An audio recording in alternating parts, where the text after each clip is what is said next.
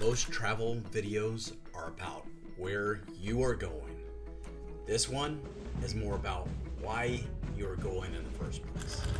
Over the past few years, I've created a lot of videos about Portugal. I've explored its cities, searched for hidden corners, and tried to show what life here feels like beyond the usual travel checklist. Those videos, they're not going anywhere. But lately, I've been thinking more about slow travel. Not simply staying somewhere longer, but moving through the world with greater intention. Paying attention to where I'm going, thinking about the decisions I'm making, and perhaps finding a new perspective on what I want the next part of my life to look like. That is what brought me to the Camino Francés. I'm Carter, this is Atypical Vagabond, and for the next several weeks, I'll be walking through northern Spain towards Santiago de Compostela. The Camino is not entirely separate from my life in Portugal. It's something that you can actually reach from Portugal. So admittedly, reach is doing some heavy lifting in that sentence because our journey, it began with a 19-hour Flixbus ride. My sidekick and I left Portugal carrying everything we needed on our backs and headed towards Bayonne, France. 19 hours is enough time to reconsider your seat, your posture, and most of the decisions that placed you on a bus in the first place. But eventually we arrived. And from Bayonne, we caught a train through the green French countryside to Saint Jean Pied de Port, the traditional starting point in the Camino Francés.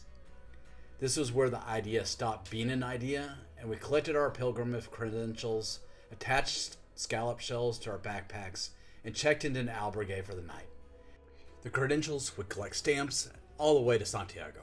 The shells, they marked us as pilgrims. Neither had made us feel particularly prepared. The following morning, we stepped onto the Camino. There was no starting gun or grand ceremony. We simply walked out of St. John and followed the road as it began climbing into the Pyrenees. At first, everything felt peaceful. The cobbled streets disappeared behind us. The houses became fewer, the valley opened below, and the noise of ordinary life, it began to fade. That was what I'd come looking for. A space to think, a space to pay attention, a space to make each step intentional instead of rushing towards the next destination. Of course, the mountain had its own ideas about how reflective this experience would be. The road climbed almost immediately, and then it kept climbing. Our first destination was Orison, only about 8 kilometers from St. John. 8 kilometers does not sound especially intimidating, but nearly all of it goes uphill. My backpack, it weighed around 12 kilos, and it did not take long before every kilogram began demanding individual recognition. The higher we climbed, the farther St. John disappeared behind us. Green hills rolled across the horizon with mist resting between the mountains. Every few minutes, I stopped. Sometimes because the view was beautiful. Sometimes because I needed to breathe. But usually it was both. Walking slowly changes what you notice. Might be a bird overhead, bells somewhere across the valley, another pilgrim appearing around a bend. The rhythm of your own breathing, and nothing was happening quickly, but everything felt more immediate. Maybe that was what I'd been missing. Not another attraction to cross off a list, just enough time and distance to notice what was happening around me and inside me. By the time Orison appeared on the mountainside, I was exhausted.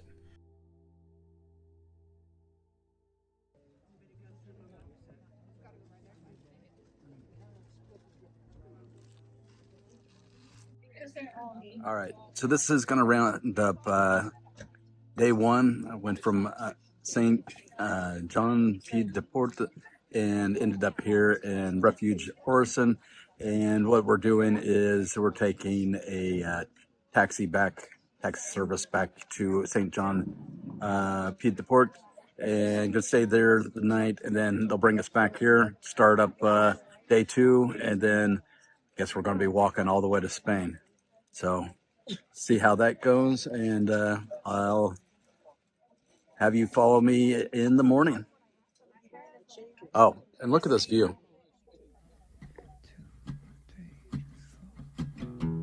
On the Camino Portugués, I hauled 70 pounds, like an absolute lunatic. 70. I look back at that guy with a mix of awe and concern. So me carrying 12 kilos is technically growth. Painful, hamstring flavored growth, but growth. The Camino's first lesson is always the same. You brought too much. It just keeps finding new ways to say it. All right. Today it's a little windy. A little bit further up, it's a lot more foggy, but it's opening up, and it is absolutely gorgeous. But look at that. That's all the fog right below us. It is a beautiful day. It's going to be a complete banger again. Hope that you've enjoyed things so far, but I'll go ahead and take you along with me. We're going to be going into Spain, I think, today. So should be amazing. And you can see the fog is starting to come in already up here. Wow. All right, so let's go.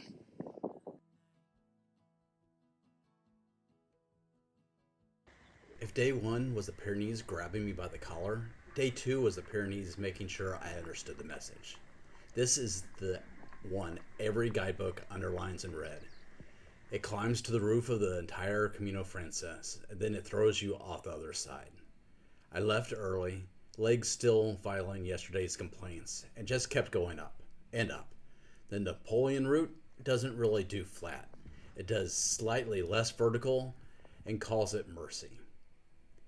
But here's what nobody prepares you for. At some point, you climb high enough that you break through the cloud layer. You end up standing above the clouds, looking down at a soft white sea sitting in the valleys. And then you look up and realize there are more clouds above you. Clouds above the cloud cover, 2 ceilings, and you're walking the thin, bright floor between them. Like the mountain built you a private room out of weather. And that rewires you a little. You spend the whole climb cursing your pack and your life choices, and the sky does something impossible. And the cursing, well, it just stops. And the thing is, the high pastures aren't empty. There's horses up there, free roaming, completely unbothered, grazing the green like they own the border between 2 countries. Which is fair, because they basically do. And lower down, where the trail dips into the forest, there's lizards everywhere, bolting off the warm stones. The mountain, it isn't a postcard. It's busy. It's occupied. And I'm just a visitor. I also, in the grand tradition of day 2, took a wrong turn. And out here, a wrong turn isn't a quick correction. Every wrong meter is a meter you pay back, with interest, uphill, with a pack on. But you fix your line, you mutter something, and you politely pretend not to hear what other people are saying. And you just keep on walking. The Camino, it has a real talent for humbling the part of you that think it's in control of the route. And then comes Roncesvalles. And here's the cruel joke of this stage. The climb gets all the fare, all the headlines. Everyone talks about the climb. However, it's the descent that actually gets you. You crest the high point thinking the hard part's behind you. And then the trail just drops off the mountains through a steep, dim beech forest, down and down. Knees absorbing every single step. Quads screaming. The entire production of your lower body slowly coming apart on the way to the valley floor. It's the kind of downhill that teaches you exactly which muscles you've been taking for granted. And by the time those old monastery roofs appear through the trees, I was wrecked in the specific total way only a mountain can manage. Climbed into the sky, walked above 2 layers of clouds, got side-eyed by horses, and then got quietly dismantled on the way down. That's day 2. The climbs gets the glory, and the descents keep the receipts. So I'm sitting in Roncesvalles, my legs don't work, my heel is talking to me, the pack is sitting in the corner like I'm proud of itself, and I've walked 27 kilometers out of 780. 2 days in, 3% of the way, and already my body is filing paperwork. My sidekick doesn't say it, I don't say it, but it's sitting right there in the room with us, taking up space. If it hurts this much now, what happens in 3 weeks? And you can dress that up as spiritual as you want. But at that exact moment, sitting in that room, it's not spiritual. It just, am I actually going to make it? And I didn't have an answer. What I did have was tomorrow. For day 3, it was going to need to be a recovery day. If you've never walked the Camino, recovery day sounds like a spa appointment. Like you wake up refreshed, stretch dramatically in the sunrise, and casually float down the trail like a pilgrim-shaped cloud. That's not what happened. My muscles were sore, real sore. The kind of soreness that doesn't feel heroic. It just feels accurate. A direct invoice from yesterday's pack weight and that descent that tried to turn my ankles into abstract concepts. But the Camino, it doesn't care if it's a recovery day. The Camino cares if you keep moving. Here's the thing about the pain on a day like this. It's physical. But it's not only physical. There's a theme running under everything out here. Letting go of your burdens. And the weight in your pack is the most honest metaphor you will ever carry. Every ache becomes a reminder. Some burdens, they are obvious. Weight, miles, soreness. Some are quieter. Stress, expectations, old stories, the need to control how everything turns out. And here's the uncomfortable part. If you don't put the spiritual weight down, you'll carry it anyway. It'll just pick a different form. So today, the soreness wasn't just bad, it was a message. You can carry this, but do you need to? And honestly, the most important thing that happened today happened before I'd even taken a single step. I woke up to monks singing Gregorian chants. Now, is that the most punk rock way to start a morning? Absolutely not. There's no distortion, no attitude, nobody smashing anything. It's about as far away from my usual soundtrack as it is physically possible to get. But here's what surprised me. Music doesn't care about your brand. It goes straight around your defenses and lands directly in the part of you that is still human. It doesn't ask permission. And lying there in the half dark with those voices rolling through stone, something in me just settled. It filled up and it made me stop and admit something. I'm not just doing a hike. I'm inside something older than me. I'm not saying I want to be woken up by chanting monks every day of my life. We don't need to get carried away. But today, it filled my whole being. And it was a reminder that punk rock isn't actually about the genre. It's about being open, awake, undefended enough to let something real hit you, even when it shows up in the least likely uniform. Centuries old monastic harmony, turns out it slaps. And then we walked out of Roncesvalles into the trees, heading for Bicicleta. Recovery days have a weird power. They stop you chasing the big moments and force you to notice the small ones. And when you look beyond the burden, physical, spiritual, whatever it is, life just keeps offering you beauty, like it's trying to help. All right, so we just left Roncesvalles and are heading towards Santiago de Compostela. And beautiful day. Walking more in the valley, so not a whole lot of up or down. It should be pretty even keel. I think we're only gonna go maybe 10 kilometers, kind of catch our breath, recuperate it a little bit. Got some sore muscles from the steep incline for the first 2 days, and then the steep decline. It's like 1,300 meters down. It was a steep decline. It was pretty intense on some rocky terrain, but this is kind of like cow country, I guess. So you can probably hear some cows mooing. So show you around.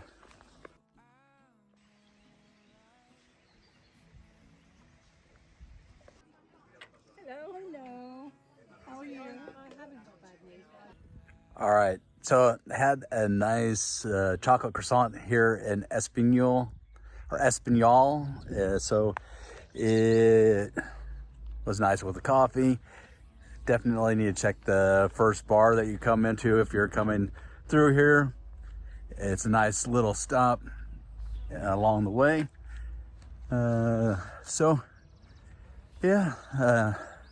Overall, I'm doing fantastic. I feel great.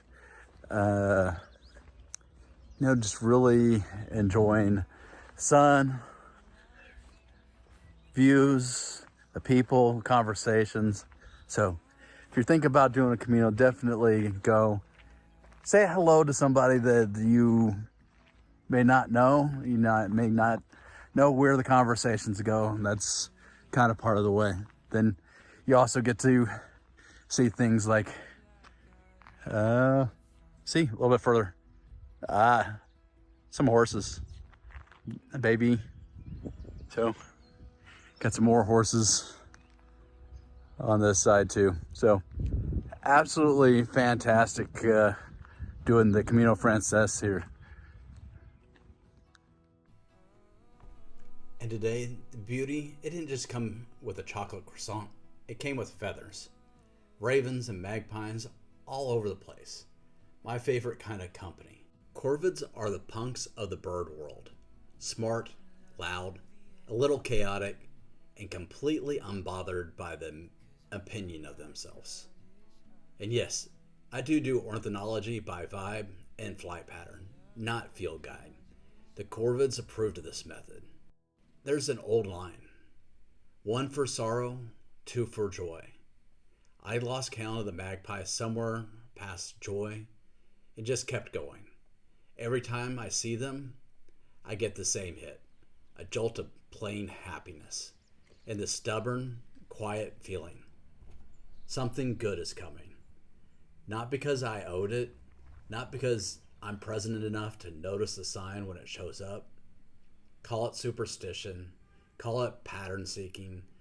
Ravens and magpies are just good fortune with wings, and I'll take the omen. All right, I said that today's gonna be easier, and it is. I was showing you that it was pretty flat, but now we're going up a hill. But it shouldn't be nearly as bad as it has been for past couple days of up and then down.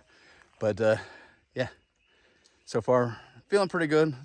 Muscles are warming back up, so we'll continue on. Not only were there so many ravens and magpies, there were so many baby horses. It's foaling season in this region, and apparently nobody told me to brace for it. Baby horses everywhere. Tiny legs, awkward confidence, and that wild Leonard energy that says, I'm brand new here, and I'm already running. I genuinely lost count of how many. And there's no clever angle here. There's no bit. Sometimes the Camino just hands you a hillside full of newborn horses, and the only correct response is to stand there grinning like an idiot. It's impossible to stay trapped in your own internal drama while you're watching a baby horse figure out how to be a horse in real time. And that's the Camino too. You're out here working through your burdens, and right next to you, life is still doing what life does. Beginning again and again and again. Here's the thing I keep coming back to out here. The Camino is about letting go of your burdens. There's something almost too on the nose about how literal that gets. You carry too much weight. Your body screams. You start questioning every single item in your bag. And somewhere in the middle of that, you realize the physical load is just the spiritual one wearing a disguise. The pain is a reminder. All the stuff we haul around on the inside, the grudges, the fear, the things we swear we need, eventually it shows up on the physical plane and asks for us to set it down. The trail, it just makes you feel it in your hamstrings instead of your chest. And the actual lesson, the real one, is that if you can look past the burden, past the soreness, past the complaining, that's exactly where the beauty's been waiting the whole time. Because here's what today actually did. It didn't make me stronger. It made me quieter. And out here, that might be the real kind of strength. So, 4 days in the bank. 2 buses that hated me. 1 mountain that made its point. 1 falcon that didn't have to stay, but did. A descent I'm still praying for. Ravens, magpies, a hillside of foals, and a wake-up call from a choir of monks. Same pack, same 12 kilos, somehow lighter than I started. That question I asked back in Roncesvalles, am I going to make it? I still don't have an answer, but I'm starting to think that's the wrong question. The Camino never asks if you're going to make it. It asks, are you walking tomorrow? Yeah, I'll be walking tomorrow. Until next time, the Pyrenees are behind us, and the Camino stops testing my legs and starts testing something a whole lot harder to train. There's another descent between me and Pamplona. Everyone told me the hard part was over, and everyone was lying. Zuberi, Larsawana, and the first real city of the Camino Francés, Pamplona.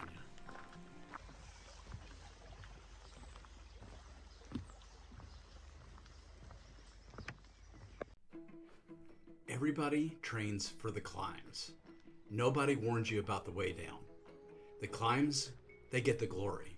The descents, keep the receipts.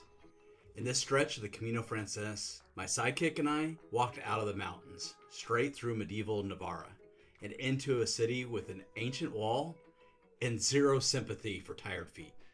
We took our first rest day, we climbed a hill literally named after forgiveness, and somewhere in there, our feet stopped negotiating and just filed for bankruptcy. Here's what nobody tells you before you go.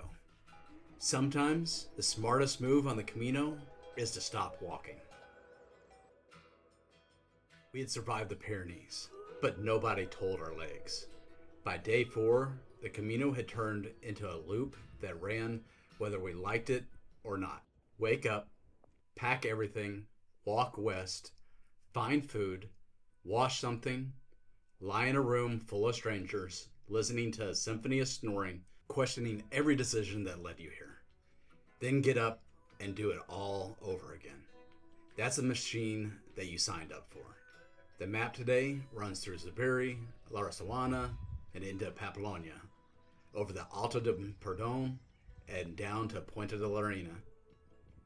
The landscape was about to change, so were we. Just not in the way that we had planned. I began day 4 with the exact wrong thought, already loaded and ready to fire. Just get there. How far to the next village? What time do we arrive? How fast can these boots come off? You fast forward the entire day in your head before your legs are even warm. And congratulations, you just turned the walk into something to survive instead of something to see. Then the Camino does what the Camino does. It gives you a reason to look up. For us, that reason was Zuberi, a town beside a river, crossed by a medieval bridge that lights up at night. It makes the whole place look like a page torn out of some old story you half remember. I stood there way longer than efficiency would allow. Good, and that was the point. You can burn so much energy trying to reach Santiago that you march straight past the reason you came. Some places don't ask you to accomplish anything. They just ask you to notice them.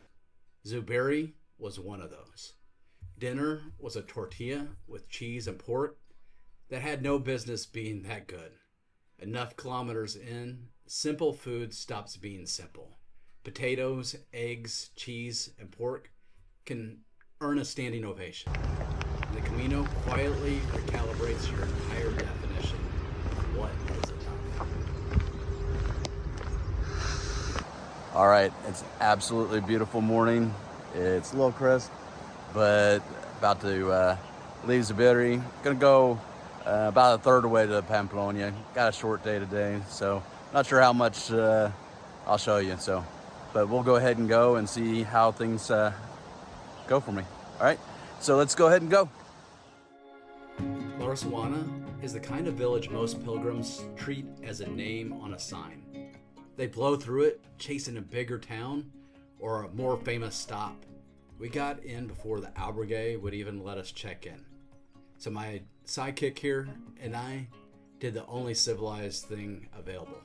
Found a bar, ordered a coffee, and let the afternoon do whatever it wanted. That's where we fell into with a few other peregrinos. Peregrino is just a pilgrim. Now out here, it applies to just about anyone walking west with a credential and a pack. Everyone shows up for a different reason. Faith, grief, curiosity, fitness, some milestone, or something that they still can't put a word to. But once you're on the trail, the whole ranking system falls apart. You're not a CEO out here, not a student, not a retiree, not somebody's idea of a traveler reinventing himself. You're a tired human walking the same direction as other tired humans. That's it. That's the whole hierarchy. And Juana surprised me.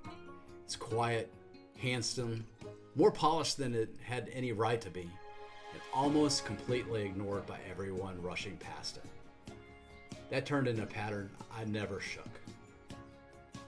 The places everyone skipped were usually the places I wanted to remember. That night, we found a steak dinner that over-delivered. The albergue did not. The bunks, the snoring, the acoustics of the room all teamed up against me. I spent the night in a losing negotiation with a ceiling. And that's the Camino sense of humor.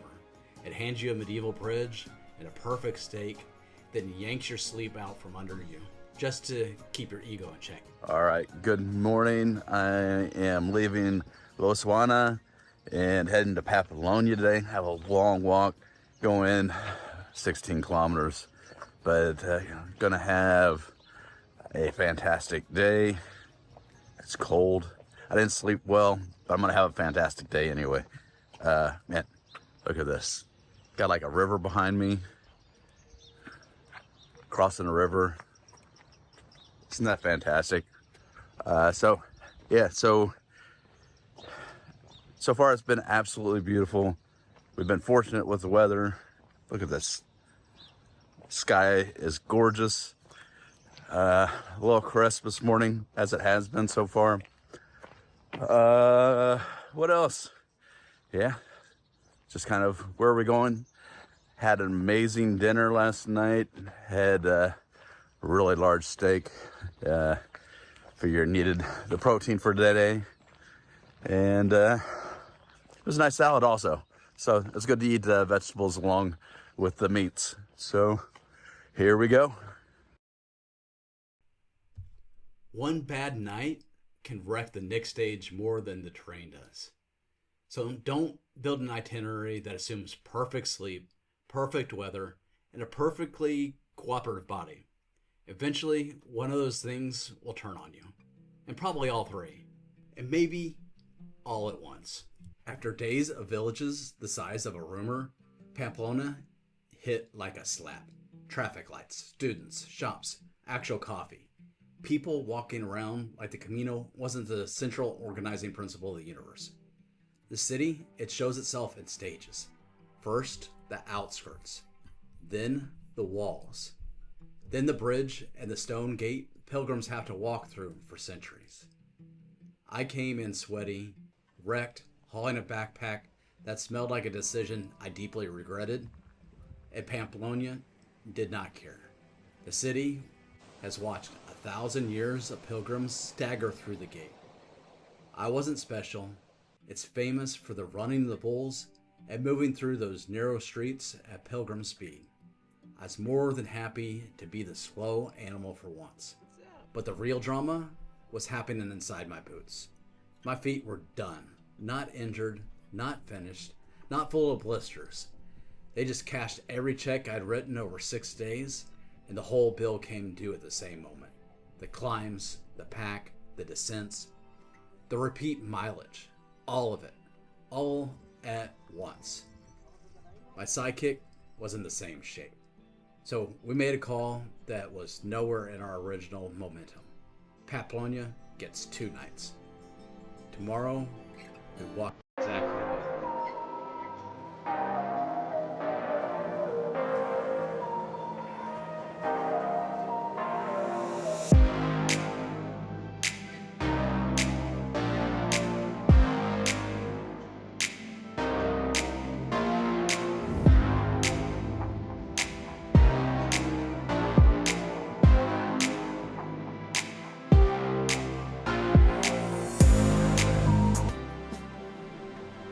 Adventurers and travelers, if you take one thing from this whole episode, take this.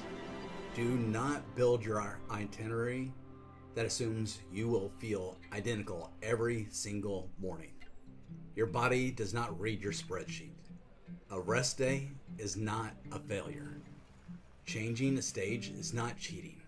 And staying one extra night might be the exact decision that keeps you walking 3 weeks from now. I've got Camino planning resources linked below. Packing, training, building an itinerary that survives contact with reality. Now, let's go do absolutely nothing in Pamplona, because that's the part of the story that actually matters. There is a weird guilt that comes with a rest day. You wake up, your body practically sobs with relief, and then a voice in your head starts in. Everyone else is walking. The whole culture of the trail is built on forward motion. Stamps, kilometers, the next town, the next town, the next town. Standing still can feel like failing a test that nobody's actually grading. So I told that voice to sit down, and I rested like it was a profession. We washed everything we owned, aired out our feet like a crime scene, ate real food, drank actual water, then walked around Pamplona with no backpacks, which after 6 days felt borderline illegal.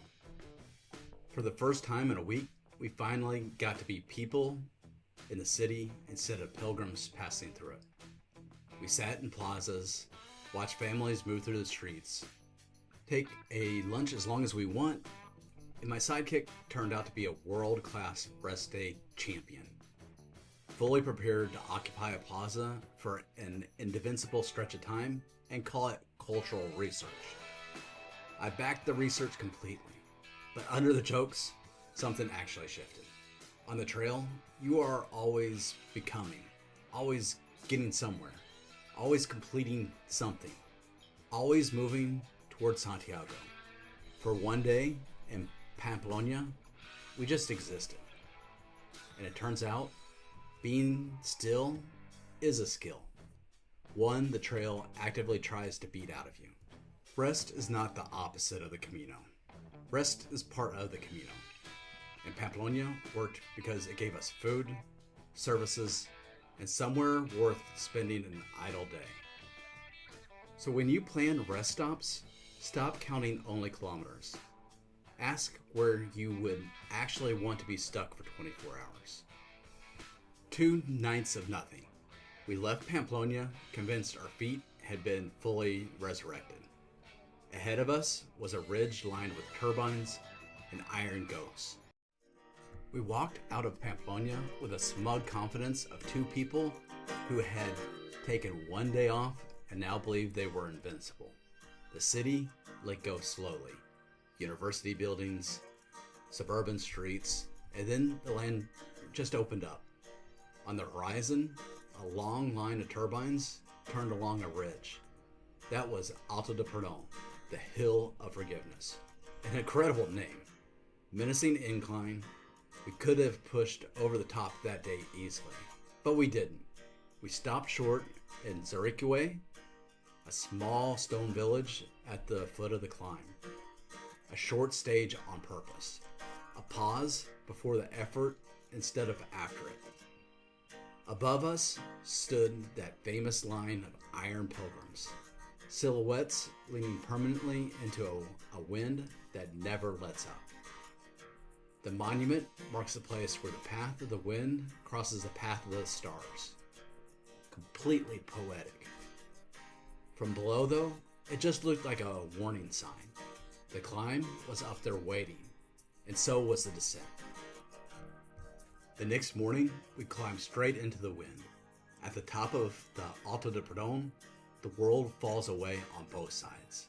Pamplona's valley behind you, the road ahead rolling off into the next one.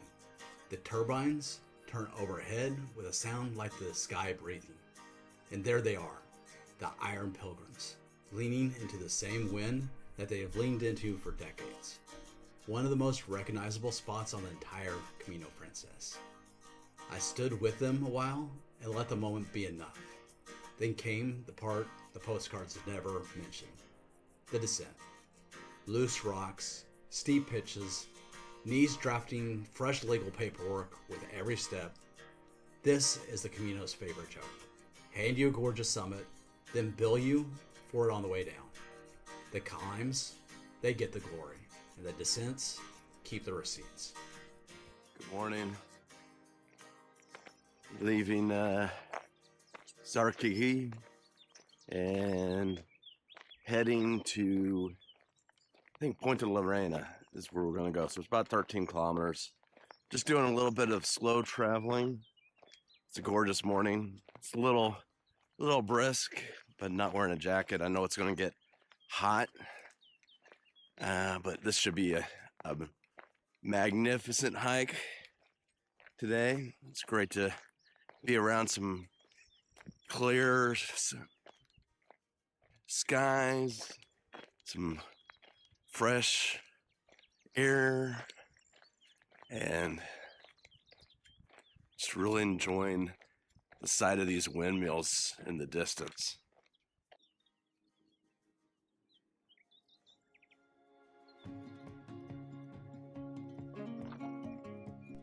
Quick thing, in case the algorithm dropped you into the middle of a walk across Spain without an explanation. Hi, I'm Carter. I run this thing called Atypical Vagabond, a blog, a vlog, a bunch of videos, and a general refusal to travel the way you're told to. I am an American, but I live in Portugal now. I spend my time somewhere between Coimbra and Porto, Lisbon, depending on the week and the train schedule. I came up on punk rock, not guidebooks, so this is all a DIY thing. So most of what you will find here is the opposite of the highlight reel. The blisters, the bad albergue nights, the small towns nobody bothers to photograph, the real version. In the meantime, enjoy my walk here.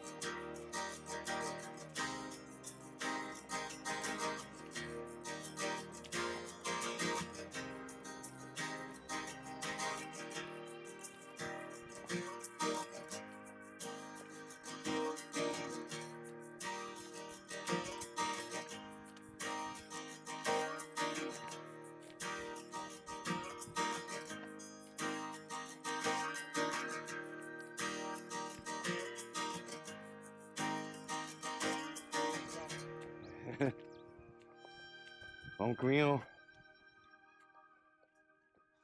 It's absolutely gorgeous today.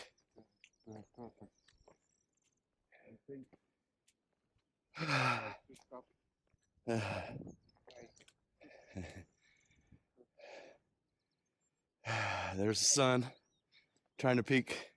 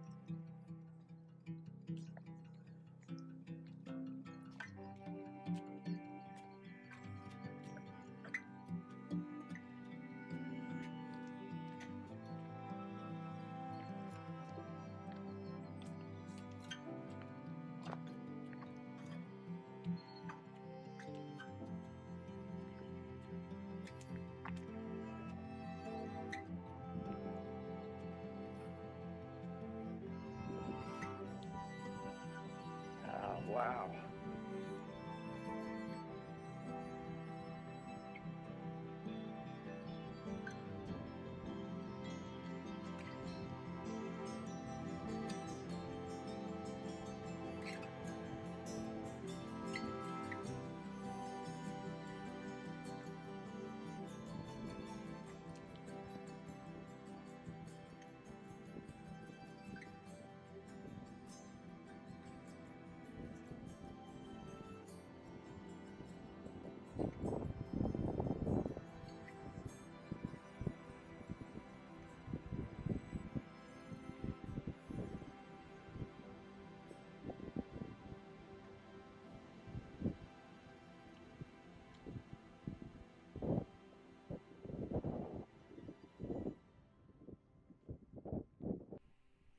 At the bottom of it all, Puente Lorena, named for its medieval bridge.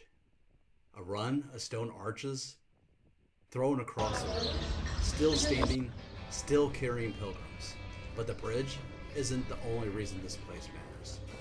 Just outside of town, the route from St. John Pied de Port meets the Camino Aragonés, two separate rivers of pilgrims collapsing into one road towards Santiago.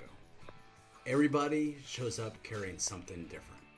Different stories, different reasons, different injuries, and different expectations they're about to lose. But from here, all of it walks together. We cross that bridge feeling like our little walk had folded into something much bigger than the two of us. Navarra taught me that the Camino Francés isn't a distance you conquer. It's a conversation with your own body that you don't get to control. It's noticing when the plan and the reality stop matching. It's letting a village nobody remembers actually matter. It's accepting that stopping can move you forward. And it's climbing the hard hills without pretending the way down is free. We walked into this section trying to reach the next thing. We walked out of it, finally getting the joke. The Camino was already happening the whole time, right under our feet. Stopping in Irache let us hit the Alto del Perdón the next morning on fresh legs instead of fumes. That's the whole advantage of planning your Camino around your body instead of copying a guidebook line by line. The traditional stages are suggestions. They are not commandments carved into a way marker. Nobody is grading you on whether you did it the right way, because there is no right way. There's only the way you can actually keep walking. And we learn what the Camino feels like when it strips away the shade, the cafes, and just about every distraction except the horizon. The road toward La Rioja is beautiful. It's also getting very, very dry. The Camino had finally led me to a fountain that gives pilgrims free wine. There was just one problem. I don't drink. Still, the fountain was not the real test waiting for me between Punta de Reina and Viana. The real test was whether I could stop walking at the pace my body naturally wanted to go and start walking at the pace that would get both Sage and I there together. Hey, I'm Carter, an American traveler living in Coimbra, Portugal, and this is Atypical Vagabond. Coimbra gives me a home to return to, but journeys like this let me understand a place in a way no car ever could. Walking the Camino de Santiago across northern Spain means watching the landscape change one hill, one village, and one aching muscle at a time. I'm here with Sage to experience this slower version of travel and cheer the parts that don't fit neatly onto a postcard. This stretch of my Camino de Santiago documentary covers 4 walking days. Punta la Reina to Villa Tuerta, then Villa Mayor de Monjardin, Los Arcos, and finally Viana.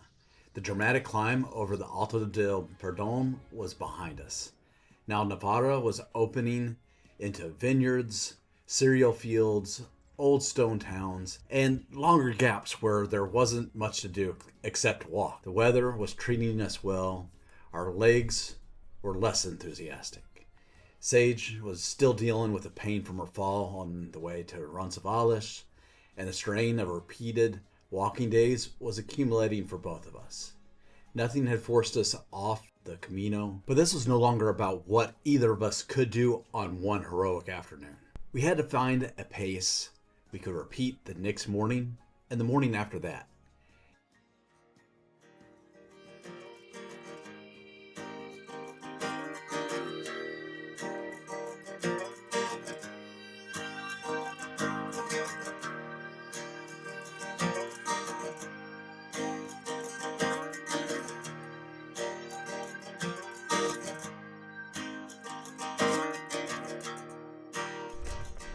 All right. Another day on the Camino. Started off here in Punta la Reina and still going on the Francés and heading towards Estrella. So it's a little bit longer of a hike today. You know, we're doing the slow travel thing. Just taking it easy, paying attention to our bodies, and really getting to know parts of Spain. So, absolutely beautiful. We've been quite fortunate with the weather so far. It's been quite sunny. Yesterday was a little chilly and windy, but today it's gorgeous. Seems to be that we're making good time, and can't wait to show you around.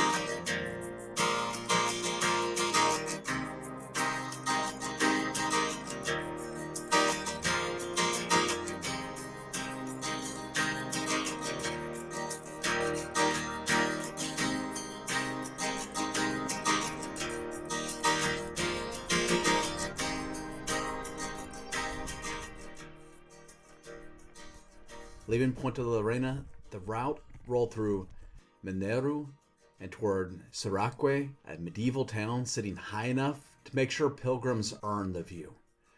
Old stones surfaced beneath our feet, Vineyards and olive groves spread around us, and the road kept rising and falling without producing one enormous headline moment. This was a day of quiet kilometers. Navarra's official route carries the usual stage all the way from Punta Lorena to Estella Lizarra, a little over 25 kilometers. We weren't interested in allowing somebody else's stage plan to turn into a court order. We stopped earlier in Villa Tuerta because that distance, it made sense for us. The published Camino de Santiago stages are useful for understanding surfaces and terrain. They're not a moral ranking system. Ending in smaller towns doesn't make the day incomplete, especially when pushing farther could make tomorrow miserable. My body had started slipping into an automatic rhythm on the longer stretches. When my mind became quiet, I stopped measuring every kilometer. I'd simply walk and sometimes look back to realize I had opened too much distance between Sage and I. So I waited. At first, slowing down can feel like losing momentum, but matching somebody's pace is not the same thing as walking your preferred speed, and occasionally waiting for them to reappear. I was learning to shorten my stride before the gap opened. Sage is carrying the lingering consequences of that fall. My job was not to convert her recovery into a race against my legs. Villa Tuerta suited the lesson. It was calm, comfortable, and easy to overlook. Our accommodation was fantastic. We ate, recovered, and let an apparently uneventful day remain uneventful. The Camino doesn't owe you a revelation every evening. Sometimes a good room and legs that still function are the entire victory. The next day brought us through Estella, where the stone streets, churches, cafes, and pilgrim traffic made the quiet road feel briefly busy again. It was a natural place to refuel before continuing towards the monastery of Irache, a Camino attraction that sounds as if someone invented it after drinking the evidence. All right, good morning. Leaving Villa Tuerta, and think that we're gonna head to Villa Mayor. It's only like 13 kilometers, so should be a relatively easy day for most of it until we hit this hill. That'll probably be the worst part of it, but as I've been saying, let's go ahead and see what the day brings us. Go ahead and move on, and yeah, let's go. The Irache fountain has two taps. One gives water, and the other, it gives wine. Of course, I found this deeply funny. Pilgrims had crossed mountains to reach a wall dispensing free alcohol, while a non-drinker with the travel channel stood there admiring the plumbing. Somewhere, the Camino's casting director was pleased with itself. I passed on the wine, but the fountain, it still mattered. Bodegas Irache created it as a tribute to the old tradition of offering wine to pilgrims at the monastery's hospital. Whether you drink or not, the idea is generous. People arrive tired, and the region welcomes them with something it has made.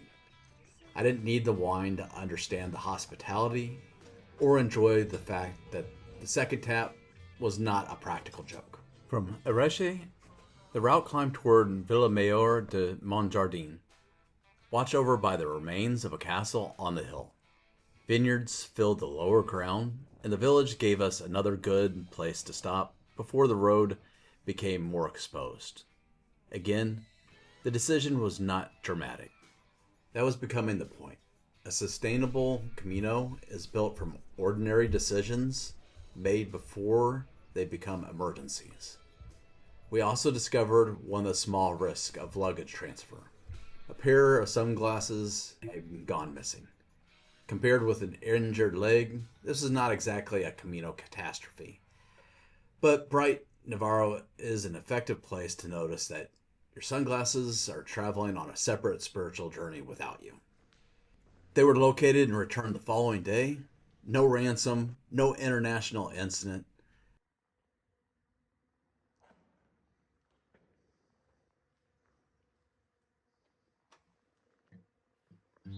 One of the most practical Camino de Santiago tips I can offer is to keep the things you absolutely need during the walking day in your day pack. Even when another company is moving the larger bag, label your belongings, keep the transfer information, and report a missing item quickly. Our problem was solved, but the trail provides enough surprises without your essential gear beginning its own pilgrimage. Leaving Villamayor for Los Arcos, Navarra became broader and drier.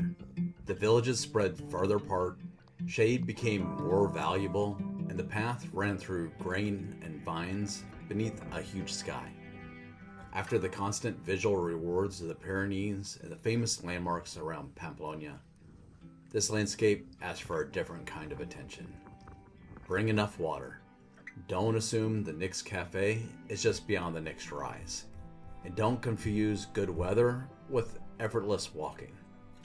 Sunshine is lovely until there is nowhere to step out of it, and your already strained legs have several quiet kilometers left to negotiate. These were the stretches where my mind could become almost completely still. The rhythm took over. Walk, check the distance between us, ease the pace, wait when needed, and continue. The empty road was not empty at all. Birds moved over the fields, the grain shifted in the breeze, and every distant church tower slowly changed from a mark on the horizon into a real town. Los Arcos arrived that way. First the church tower, then the rooftops, then shade, a cold drink, and the deeply ceremonial removal of the boots. Inside the church of Santa Maria, the plain exterior gave way to a wildly gilded interior, as if the building had saved every dramatic impulse for the moment you walked through the door.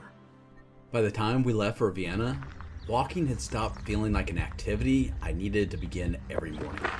I woke up and the walking happened. The body understood the assignment, even when the legs objected to the working conditions.